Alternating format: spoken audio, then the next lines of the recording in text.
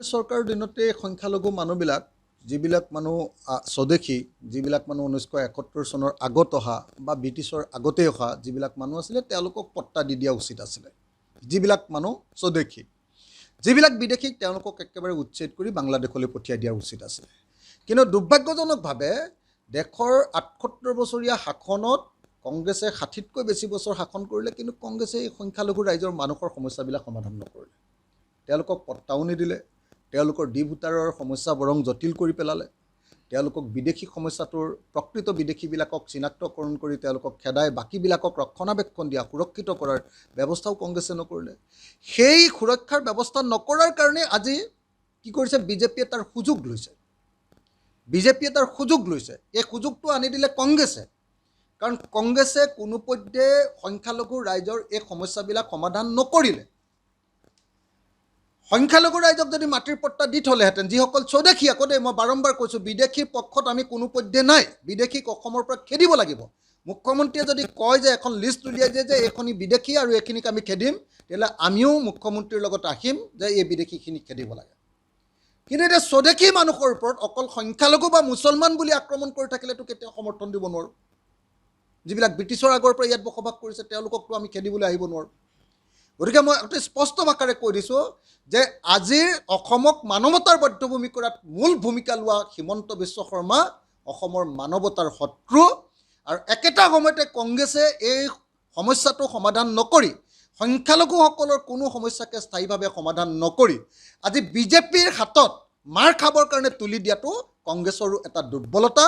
মই ভাবোঁ যে সেইকাৰণে আমি বিকল্প কথাবিলাক চিন্তা কৰিব লাগিব সংখ্যালঘু ৰাইজে, আৰু সংখ্যালঘু ৰাইজে নিজকে নিৰাপদ কৰিবৰ কাৰণে সংখ্যালঘু ৰাইজে ঐক্যবদ্ধ হৈ সংখ্যালঘু জাতীয় সংগঠনবিলাক, সংখ্যালঘু ৰাইজ আটাইবিলাকে অসমৰ গণতান্ত্ৰিক ৰাইজক লগত লৈ এই চৰকাৰৰ বিৰুদ্ধে প্ৰতিবাদ সাব্যস্ত কৰিব লাগিব। এই চৰকাৰক এনেকৈ অন্যায়কে মানুহৰ ঘৰ ভাঙিবলৈ এৰি দিব নোৱাৰি। জাগাখিনি পোৱাৰ পাছত মানুহবিলাকে কান্দি কান্দি কৈছে যে চাওক, আমি 60 বছৰ ধৰি ইয়াত বসবাস কৰি আছোঁ।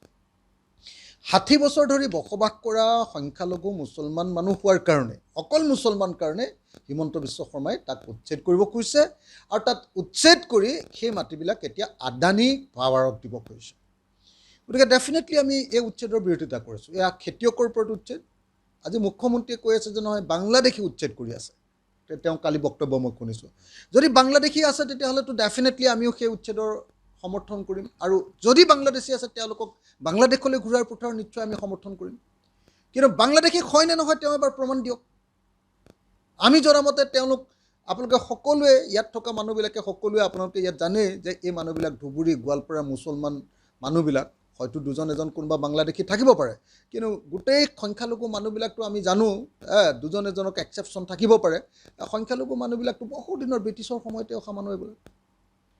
আজি কেৱল মুছলমান হোৱাৰ কাৰণে তেওঁলোকৰ ঘৰবিলাক ভাঙি দিয়া হৈছে, তেওঁলোকক উচ্ছেদ কৰা হৈছে, তেওঁলোকক খেদা হৈছে। কেতিয়াবা গোৱালপাৰাত কৰিছে, ক'ৰবাত কোনোবা বিলত গোৱালপাৰাৰ, ক'ৰবাত গোৱালপাৰাৰ আপোনাৰ এইটো কি পাহাৰ বুলি কয়, ৰাক্ষসিনী পাহাৰত কৰিছে, কেতিয়াবা ধুবুৰীত কৰিছে। এতিয়া আজি অসমৰ সৰ্ববৃহৎ উচ্ছেদটো 3500 বিঘা মাটি আদানীক দিবৰ কাৰণে যিটো উচ্ছেদ কৰিছে, তাৰ বিৰোধিতা কৰিবলৈ কাৰণে মানুহৰ খবৰ ল'বৰ কাৰণে মই আহিছিলোঁ। SP লীনা দলে মোক গ্ৰেপ্তাৰ কৰিছিলে আৰু থানাত আনি বহুৱাই ৰাখিছিলে, এতিয়া মুকলি কৰি দিছে। কিন্তু এটা কথা খাটাংকৈ জনাই দিওঁ যে এই উচ্ছেদ আমি কেতিয়াও সমৰ্থন নকৰোঁ। মই অসমৰ মুখ্যমন্ত্ৰীক থানাৰ পৰাই ফোন কৰি সুধিছিলোঁ যে আপুনি এই মানুহবিলাকৰ পূৰা ঘৰ ভাঙিবনে তেওঁলোকক বিকল্প সংস্থাপন দিব। মই কৈছিলোঁ যে এই 3500 বিঘাৰ ভিতৰত 500 বিঘা মাটি এটা আপুনি এৰি দিয়ক, আৰু সেই 500 বিঘা মাটিতে গোটেইখিনি মানুহ 1200-1300মান ফেমিলি আছে, গোটেই 1200 ফেমিলি মানুহক তাতে ৰখা হ'ব। তাতেই তেওঁলোকে এটা বিকল্প সংস্থাপন বিচাৰিছে। আপুনি এটা ক্ষতি